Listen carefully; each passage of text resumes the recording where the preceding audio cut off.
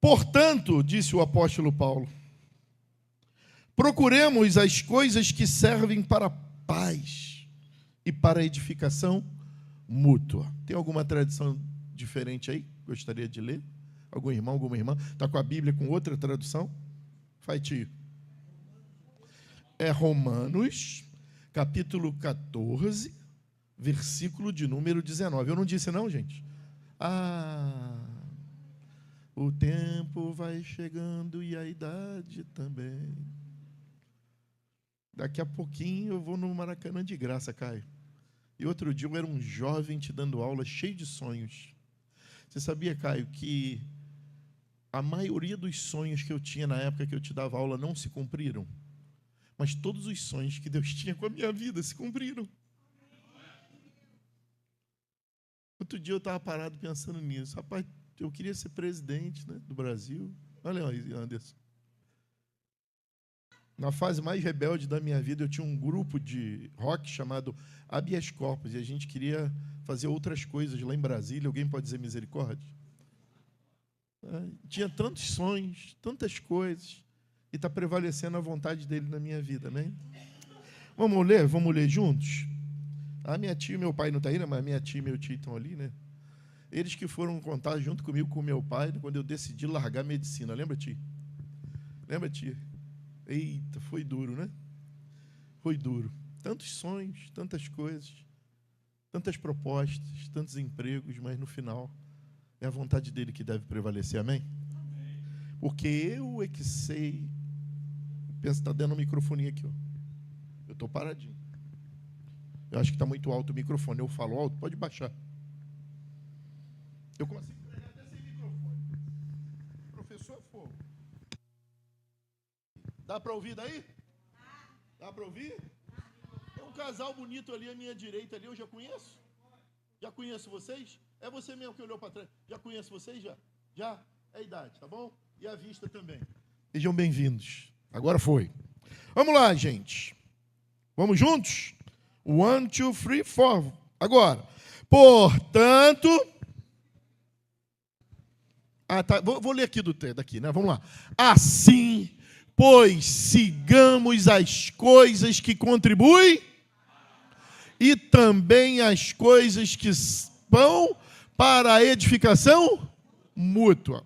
Quero mostrar para vocês logo duas coisas nesse texto muito importantes. Assim, se é assim, é porque tem alguma coisa antes.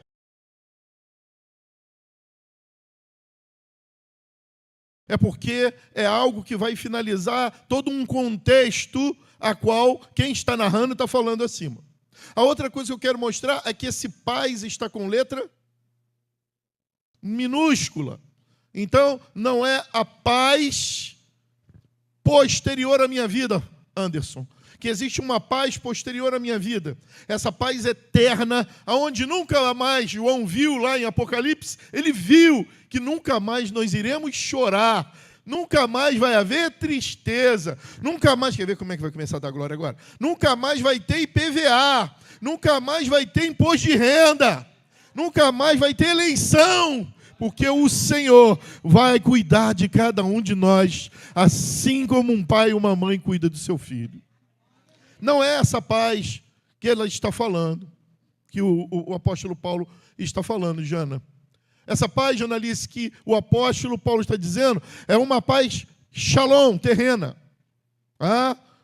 Quando na cultura a qual Jesus foi criado se falava shalom, shalom, está se dizendo assim que tudo vá bem na sua vida. É a paz entre os homens, é a paz comunitária, é o reino que habita dentro de nós, que comunica com o reino que habita na Sueli, com o reino que habita na Silvana, no pastor Tiago, é o reino de Cristo que está dentro de nós, que promove uma paz que ninguém entende e que faz com que essa paz sirva para construir algo em comum, edificação mútua. Mas vamos lá, e já que é uma conclusão, né, pastor Botino, a gente precisa explicar o contexto histórico. Aqui, Roma, século I, ou seja, os 100 primeiros anos depois que Jesus subiu aos céus, João. A comunidade cristã a qual Paulo está dirigindo essas palavras é a igreja de Roma. Não é a igreja com templo, como a gente aqui está vendo. A igreja que se escondia no meio das cavernas, das sepulturas e também em casas, como de Priscila, de Áquila, né, e de outros irmãos que contribuíram para que surgisse ali uma comunidade de fé. Eu quero dizer para vocês, e vocês atentem, que a igreja inicial, dos primeiros momentos de Atos dos Apóstolos, que entende quem é Jesus, não é a igreja de Jerusalém, não é a igreja de Roma pós-Constantino, é a igreja de Antioquia. Antioquia. Hoje, qual país está Antioquia? Hein? É Síria? Ajuda aí, procura no Google aí. Fala com o chat não, que ele vai ficar guardando teu nome. Deixa esse cara para lá. Síria, não é? É isso? Ainda estou geograficamente certo? Ou estou errado? Hein, filho? Não, na época era Turquia, né? Amém. Turquia, essa igreja é quem vai entender quem é Jesus. Por quê? Lembrem quem foram os pais iniciais da igreja em Jerusalém? Quem lembra aí? Levanta a mão. Diga comigo. Pedro e um irmão de Jesus. Qual é o nome dele? Isso, muito bem. Esses caras entendiam a seguinte coisa, de que a igreja era nada mais, nada menos a reprodução de uma sinagoga com os costumes da sinagoga, somente afirmando que Jesus ressuscitou. Como é que você sabe disso? Alguém disse para eles assim: ficar em Jerusalém, até que do alto, e depois, aonde? E o que aconteceu no dia de Shavuot, Pentecostes? O que aconteceu? O Espírito Santo desceu. Eles foram cheios de poder e ficaram. E ficaram. Enquanto isso, em Antioquia, os primeiros irmãos foram identificados como cristãos e chamados pela primeira vez de cristãos. Sabe por quê? Porque eles tinham muito problema. Eles estavam sendo perseguidos, eles estavam sendo julgados, alguns até mortos, mas eles não cessavam de falar do Evangelho de Jesus Cristo. Foi essa igreja que plantou a igreja como Éfeso, plantou a igreja junto com Paulo, como em Cuxadash, plantou a igreja como Laodiceia, plantou várias igrejas, chamadas 7 igrejas da Ásia. Foi essa igreja que, quando Jerusalém começou a ser perseguida e ser exterminada, que começou o imperador a cobrar, foi essa igreja que mandou dinheiro para sustentar a igreja de Jerusalém. A igreja oriental, ela começa no Oriente. Eu tive lá, gente. Eu andei toda a Turquia, com a pastora, toda a Turquia, muito grande. As 7 igrejas da Ásia. Não tem uma igreja. Não tem uma igreja nesse lugar, só tem ruínas. Tudo acabou. Porque no momento em que eles construíram um templo, um momento em que eles acharam que tinham uma instituição, eles pararam de viver a principal coisa: a paz e a ajuda mútua. Isso pode acontecer com qualquer um de nós em qualquer fase da nossa vida. Se a gente acostumar com o nosso casamento e não reacender a chama do amor, ele se torna uma sociedade, simplesmente como está no contrato que nós assinamos no civil.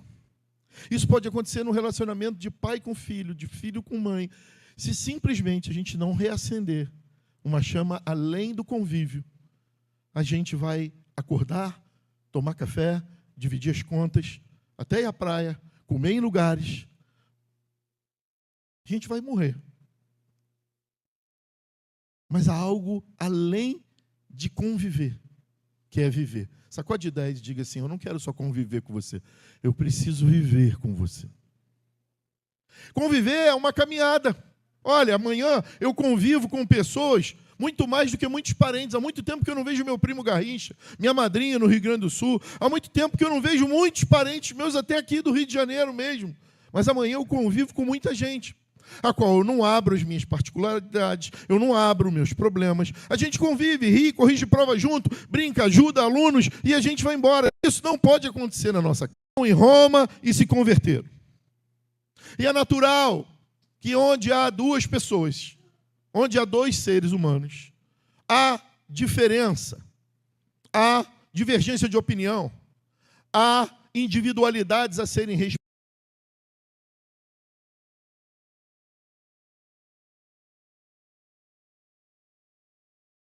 Estaria abrindo tua boca e dando mais glória do que estaria abrindo tua boca e dando mais glória do que qualquer coisa. Irmãos, lá na porta do inferno, lá no inferno, não tem uma foto 3x4 sua, não. É maior do que essa parede.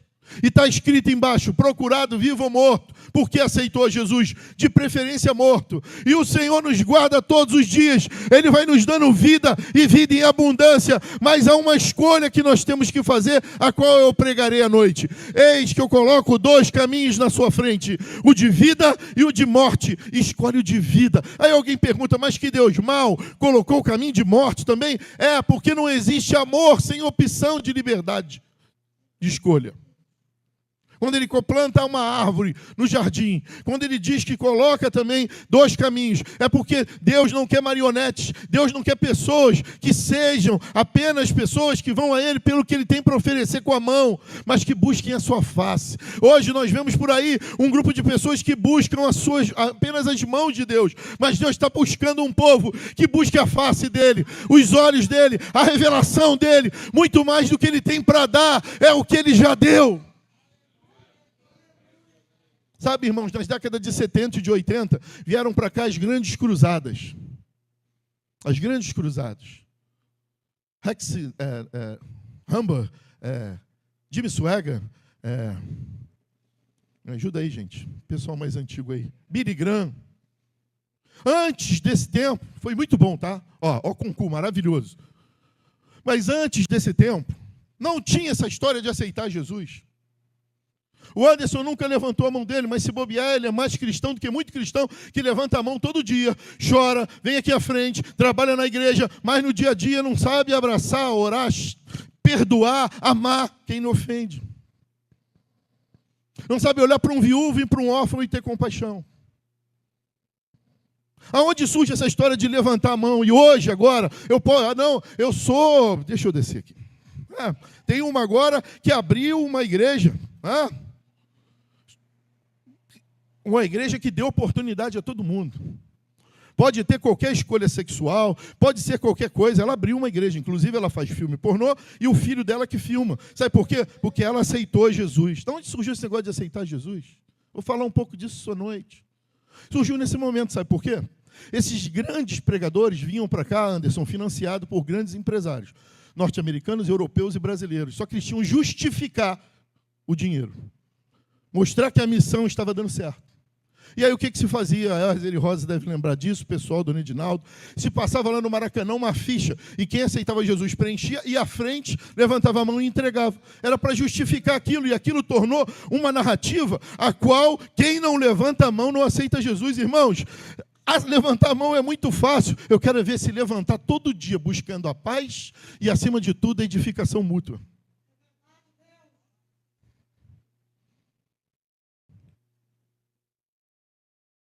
Tem gente aceitando a Jesus para fazer network dentro da igreja, vender carro, conhecer gente, ter celebridade, porque tem jogador de futebol.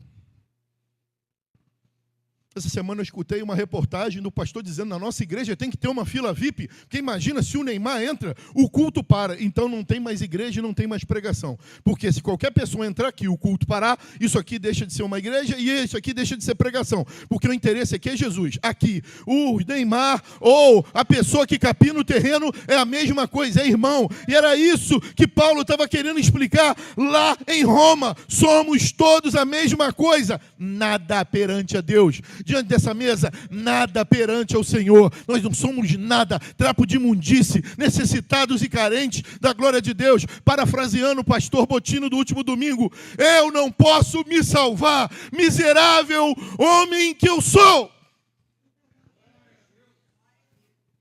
Ninguém aqui pode se salvar. Não há nada que você faça que vai te salvar. Alguém já fez tudo para que você fosse salvo. E o nosso dever é adorá-lo, é adorá-lo, é adorá-lo. Eu não estou entendendo, eu adoro. Eu não estou percebendo, eu adoro. Pastor, o que é isso? É cegueira, é cegueira. O nome disso chama-se fé. Eu ponho o pé, como diz a pastora, e ele põe o chão. Eu não caminho pelo que vejo, mas pelo que eu creio. E assim como Jó falou para a esposa dele, falas como uma tola, porque no fim eu sei que o Senhor levantará o favor de vocês e da minha vida também. Ele há de se levantar. Há de se levantar. Sabe, irmãos, eu cometi um erro crasso. Eu fazia coisas para as pessoas e depois eu ficava esperando o retorno. E essas férias foram providenciais todos os dias. Eu subia a laje do meu pai e ficava olhando o sol se pôr e falava com ele. Se o Senhor falou com Adão e Eva no crepúsculo da tarde, depois do pecado, por que não fala comigo? E todo dia ele falava. De uma maneira especial, ao ponto de eu cometer o mesmo pecado de Pedro, Silvana. Falei, Senhor, eu vou fazer um quartinho aqui, vai ficar eu, a pastora, o senhor aqui, mas eu tinha que descer, né? Tinha que voltar para cá. Como eu encontrei Deus naquele lugar, muito mais do que aqui. Como lá eu não tive perturbação, muito mais do que aqui. Como lá eu tive olhos tenros de pessoas simples, humildes, muito mais do que aqui. Mas quem disse que a minha missão no Evangelho é ter paz? Quem disse que a minha missão no Evangelho é estar confortável? Quem disse que a minha missão no Evangelho é estar todo dia escutando gente, olha para cá, Abraão, nosso pai? Nosso pai? Só ouviu Deus falar 7 vezes a vida toda.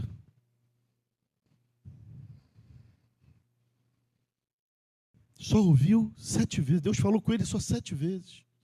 E norteou uma vida. Hoje a gente tem o Espírito Santo que ele pode falar todo segundo e a gente não aproveita. A gente dá ouvido para celular, a gente dá ouvido para internet, a gente dá ouvido para reportagem, a gente dá ouvido por notícia política, a gente dá ouvido por notícia norte-americana, a gente dá notícia. É o Senhor que sabe o que vai acontecer comigo. E isso não é problema meu. O meu futuro não é problema meu. O meu futuro é teu, Senhor. Eu entrego nas tuas mãos. O meu problema é viver paz e buscar comunhão mútua todos os dias.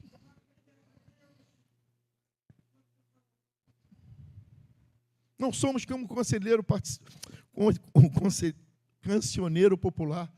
O que virá amanhã, responda quem quiser. Mas no final, quem escreveu essa música deu um bom conselho. O meu destino será como Deus quiser. O único problema é que diz que é cigana, né? Aí, diga misericórdia aí. É Deus quem sabe. Nem cigana, nem pastor, nem ninguém. Eu é que sei. Sacode 10 e fala, vamos fazer só a nossa parte. E aí essas tensões que haviam, né? Era com a questão de guardar o sábado, era questão de festas, era uma questão de comida. Que os gentios, Flávia, lá de Roma, Flávia, nem sabiam o que é isso. O imperador que sucedeu Calígula, o tio dele, que era manco, Ana, por isso que o nome dele, por ser manco, era Cláudio. Claudicante é quem manca. Não é? Cláudio. Havia expulsado os judeus de Roma em 49 depois de Cristo. E depois da sua morte, em 54 depois de Cristo, eles retornam. E ao retornarem, encontram uma igreja agora dominada por gentios e que gerou choques culturais dentro da comunidade. Então eles comiam carne de porco, eles não guardavam o sábado,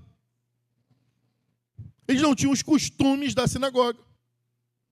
E aí essas pessoas eram tratadas como fracos na fé.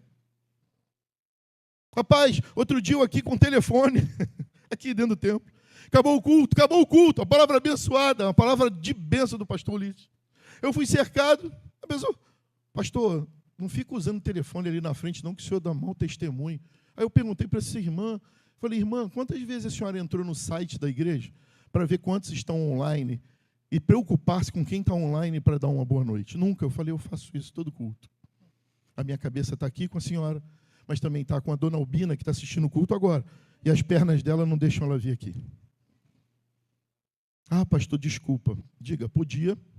Diga comigo, poderia ter dormido sem essa. Olha para quem está ao seu lado com muito carinho, pega na mão, com carinho. A mulher dos outros não, hein? E diga assim, por favor, faz a tua parte e esquece a minha.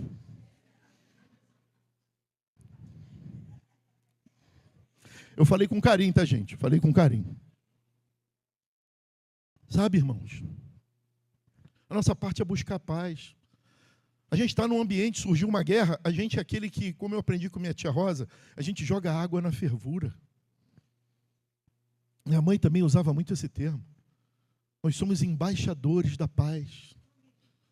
Aonde a gente pisa, vem Adriana, vem uma mulher de paz. Vem o Ézer, vem um conselho de harmonia. Lá vem o Elmir, lá vem um conselho de gratidão. Porque ali está vindo uma mulher, está vindo um homem de Deus. É assim que Paulo estava dizendo que era para ser conhecido, não é pelo que comia, que bebia, o que estava fazendo ou deixando de fazer.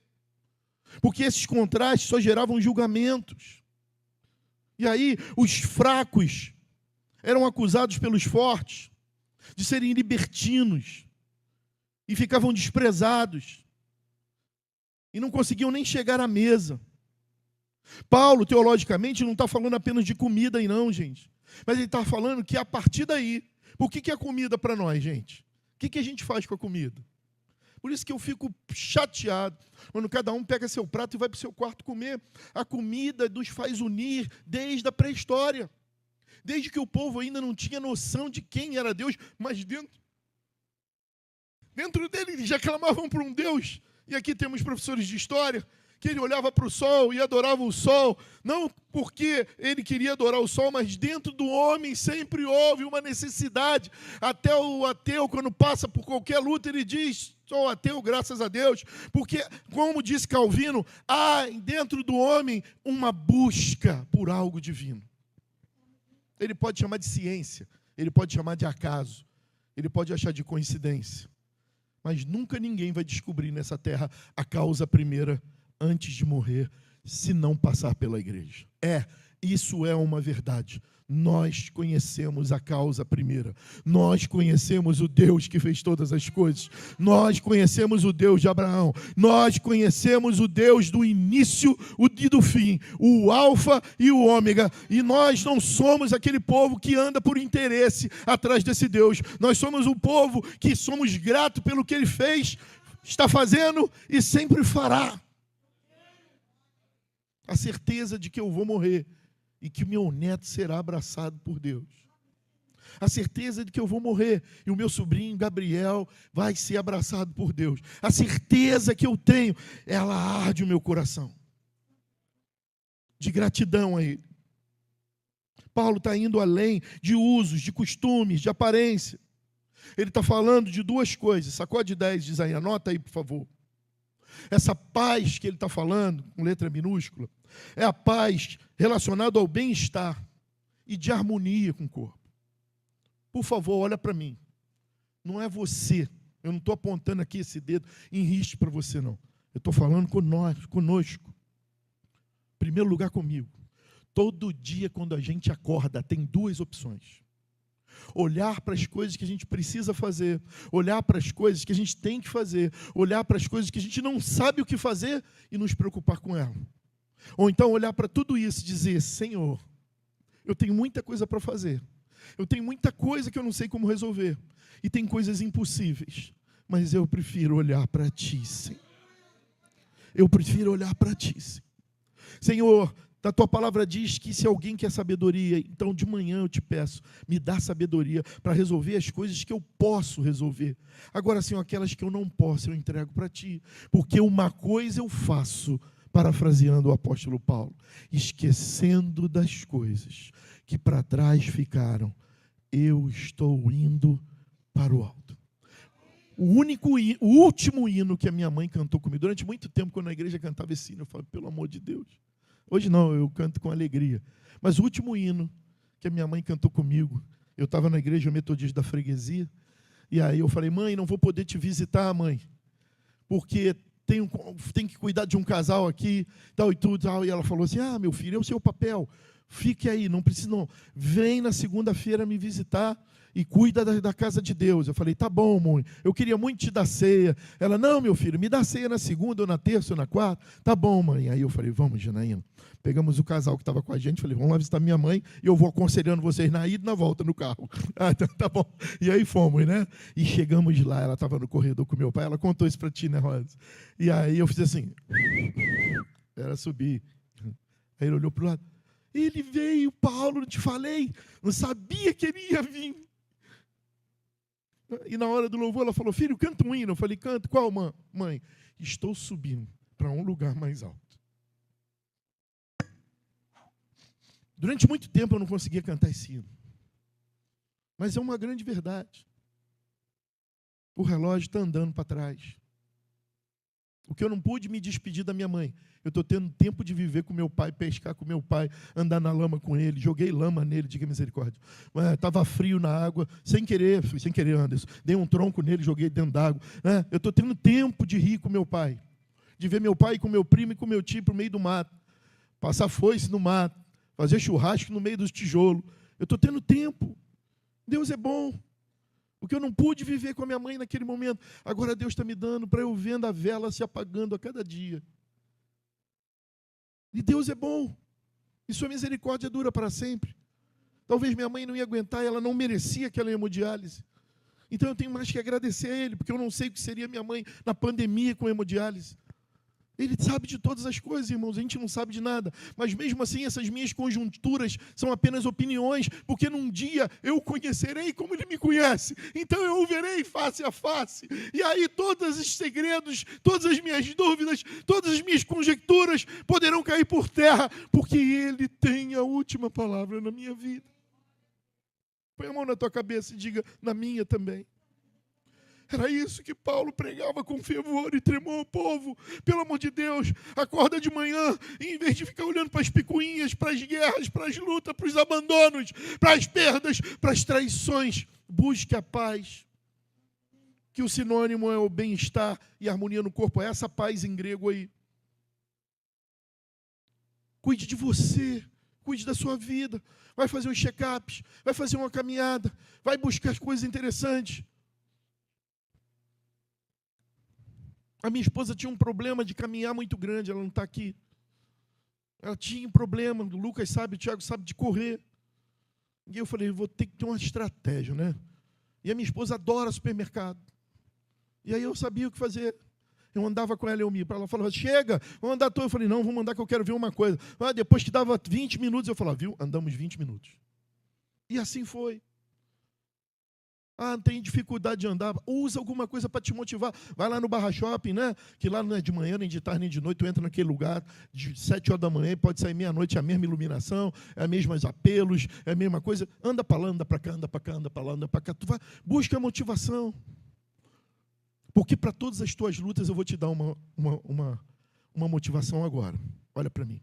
Aquele que era puro, aquele que era santo, aquele que nunca pecou, aquele que escolheu vestir pele humana e habitar no meio de homens como eu, miseráveis e ruins, morreu e liberou o sangue dele para te curar, para te salvar, para te resgatar. E a maior cura e milagre que ele pode fazer na minha vida é hoje ver a minha família no altar.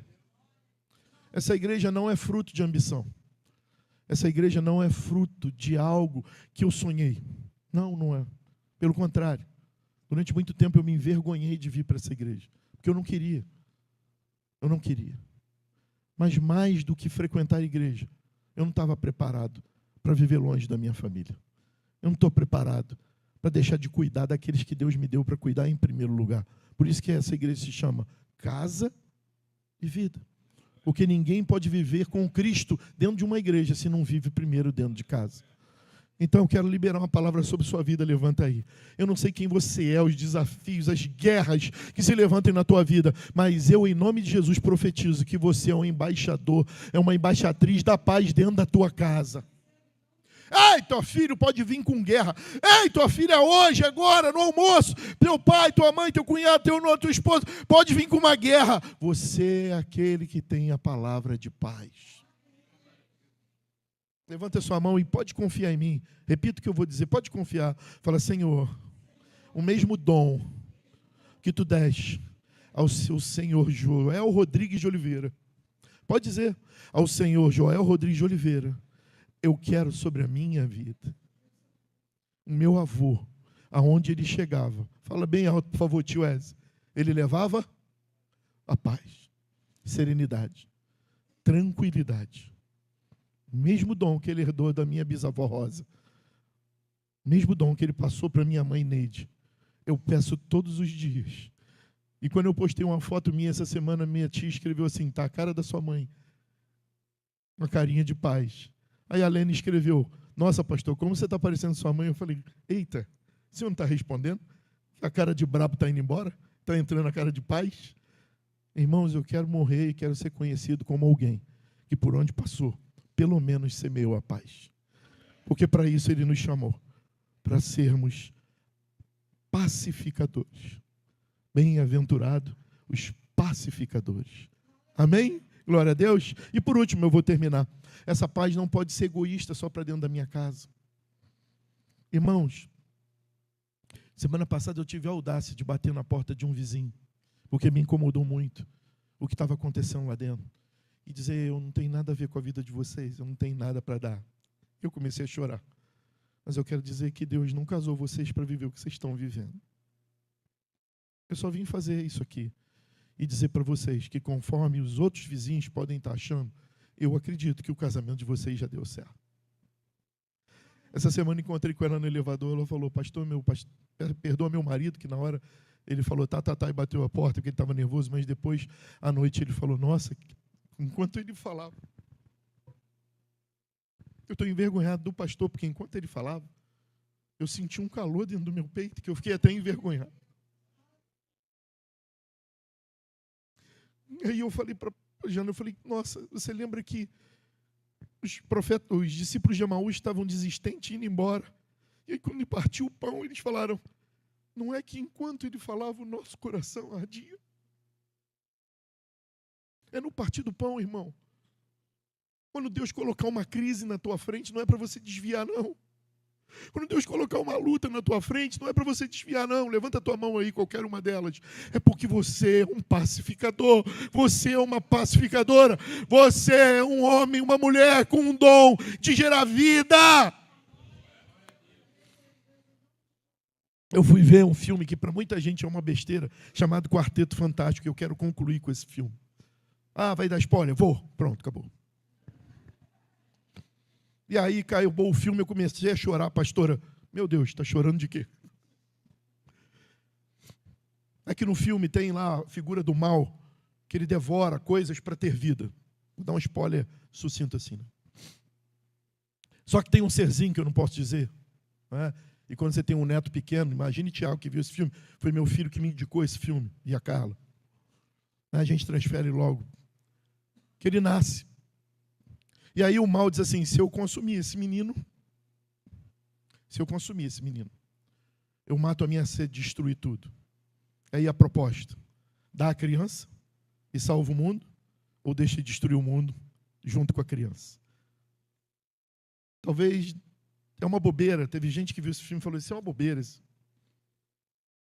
Mas a proposta era essa, ou destrua o mundo, ou destrua o filho.